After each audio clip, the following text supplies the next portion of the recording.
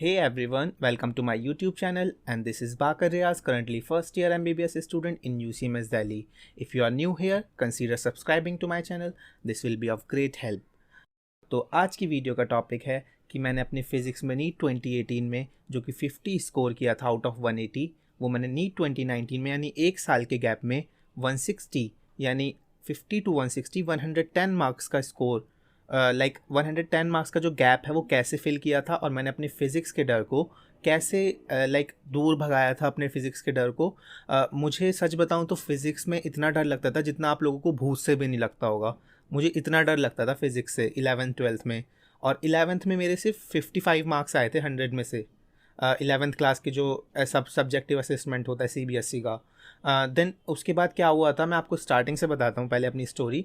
11th में क्या हुआ था, जब मैं 11th में आया तो जो मेरे स्कूल टीचर थे वो डायमेंशनल एनालिसिस वगैरह पढ़ाते थे। मैं सोचता था पता नहीं यार क्या MLT वगैरह पढ़ा रहे हैं, MLT। I didn't know anything. 10th तक बस साइंस ऐसे ही कर ली थी, ठीक था। 10th में अच्छी खासी CG पे आ गई थी। बस 11th में मुझे मैंने PCM भी ले ली, उसके बाद से PCM ने मेरी ले ली। Jokes apart.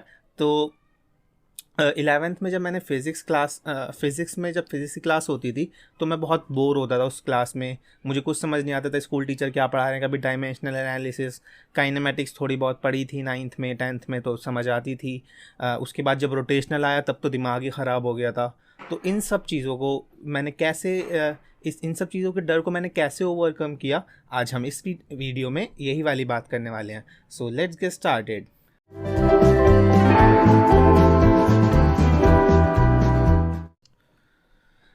हाँ तो यार देखो, ऐसे हुआ था कि 11th में मुझे फ़िज़िक्स अच्छी से नहीं आती थी। मैंने लोकल कोचिंग ज्वाइन की थी, पर ठीक है वो डेरिवेशंस वगैरह 12 बोर्ड्स तक ऐसे ही चला कि डेरिवेशंस 11 12 में डेरिवेशंस कराते थे, थोड़े बहुत एग्जांपल्स कराते। न्यूमेरिकल्स का कोई लेना देना नहीं था बोर्ड से। टीचर्स बोलते थे कि बस डेरिवेशंस रट कर चले जाओ, बोर्ड्स क्लियर हो जाएगा। नीट का उस टाइम मैंने प्रीवियस ईयर पेपर तक नहीं देखे थे 11 12 में कि कैसे क्या होने वाला है मेरे साथ। बस ठीक है, मैंने सोचा था जैसा होगा देखा जाएगा। तो अल्टीमेटली मेरे डेरिवेशंस की वजह से बोर्ड्स में तो अच्छे मार्क्स आ गए। 12th में मेरे 95 मार्क्स आ गए फ़िज़िक्स में, जो मैंने बोर्ड्स की प्रिपरेशन की थी। उसके बाद जब मैंने नीट 2018 जो अपेयर 12th बोर्ड्स के बाद जो अपेयरिंग था नीट 2018 का फर्स्ट अटैम्प्ट जो मेरा था, उसके अंदर मेरे फिज़िक्स में आए थे 50 मार्क्स। वो भी ऐसे आए थे कि बस मैंने तुक्के मारे थे। मैंने 45 क्वेश्चंस कर दिए थे ऐसे ही, ABCD और थोड़ा बहुत कभी थोड़ा सोचा जो डेरिवेशन से थोड़ा बहुत निकल पा रहा था वो मैंने करा। ओवरऑल मेरे 50 मार्क्स आ गए कैसे भी करके। बट मुझे कॉन्सेप्चुअल क्लैरिटी बिल्कुल भी नहीं थी उस टाइम पर।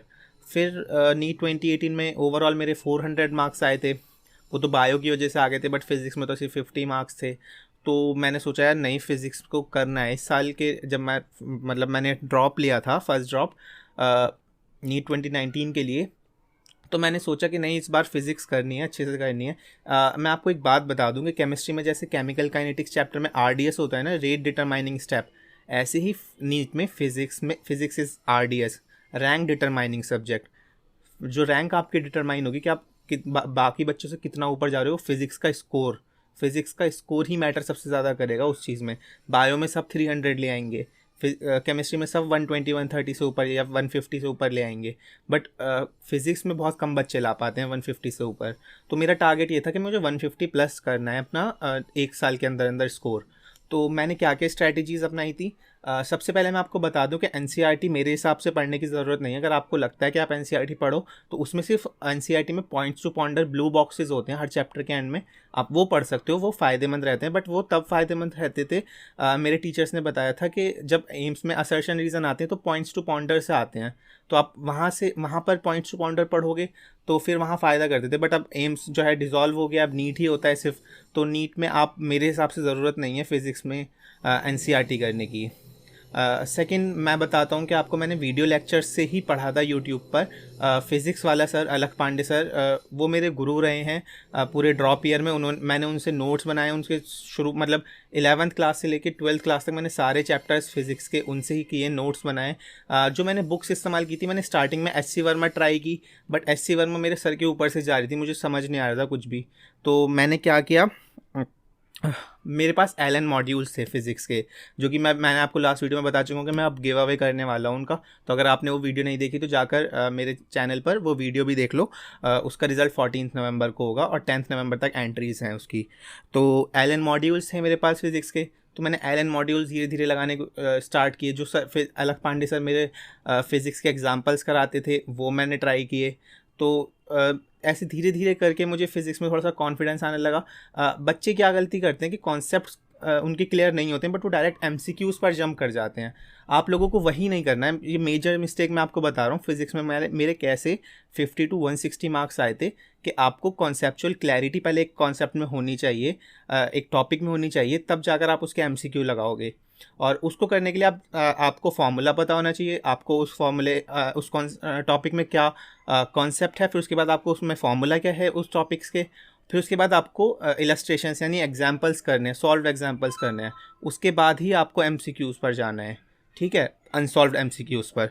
तो ऐसे मैंने किया था। फिर उसके बाद जब धीरे धीरे मुझे कॉन्फिडेंस आना स्टार्ट हुआ, फिर उसमें अब बात आती है फिज़िक्स की रिवीजन कैसे की थी मैंने। तो रिवीजन के लिए मैंने एमटीजी की 31 ईयर्स यानी प्रीवियस ईयर क्वेश्चंस 31 ईयर्स के वो किए थे।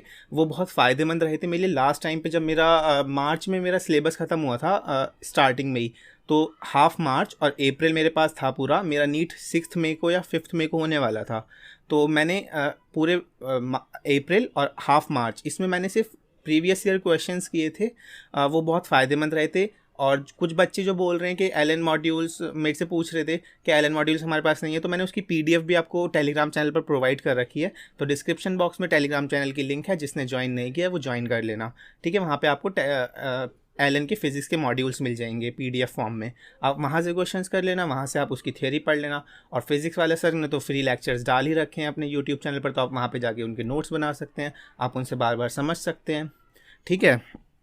फिर लास्ट आता है कि मैंने मॉक टेस्ट एंड में देना स्टार्ट किया था। उसके अंदर फिज़िक्स के सिर्फ ज़रूरी नहीं कि आप 3 आवर्स मॉक टेस्ट वो लास्ट में देना, वो बट जो पूरे साल जो होता है वो 45 क्वेश्चंस एलन के माइनर या मेजर टेस्ट या फिर किसी भी कोचिंग इंस्टीट्यूट के आप मॉक टेस्ट उठाना, और उसके अंदर 45 क्वेश्चंस मतलब पूरा 180 क्वेश्चंस का होगा। उसके अंदर जो फिज़िक्स के 45 क्वेश्चंस होंगे, आप उन 45 क्वेश्चंस की प्रैक्टिस करना अच्छे से 45 मिनट्स के अंदर या 50 मिनट्स। तो गाइज यही सब स्ट्रैटेजीज़ थी जिन्होंने मुझे 50 मार्क्स से 160 मार्क्स नीट में पहुंचाए थे। मैं आपको जल्दी से रिवाइज़ करा देता हूँ, लाइक समरी बता देता हूँ कि आपको वीडियो लेक्चर्स जिस भी टीचर से आप देखना चाहें यूट्यूब पर बहुत सारे टीचर्स हैं, बट मेरे लिए जो अच्छे टीचर्स थे जिन्होंने मुझे समझाया अच्छे से, वो फिज़िक्स वाला अलख पांडे सर थे। उसके बाद मैंने एलन के मॉड्यूल्स की एक्सरसाइजेज सॉल्व की थी, और साथ में मैंने मॉक टेस्ट दिए थे। और प्रीवियस ईयर क्वेश्चंस की इंपॉर्टेंस भी मैं आपको बता रहा हूँ, बहुत ज़्यादा है, अभी समझ जाइए। आपको बहुत फ़ायदा होगा आने वाले टाइम में जब नीट 2021 या 2022 एस्पिरेंट हैं, उनसे मैं बता रहा हूँ कि प्रीवियस ईयर के क्वेश्चंस ज़रूर करके जाइएगा, ठीक है। तो अगर आपको ये वीडियो पसंद आई तो please like share and subscribe to my channel, and all the best.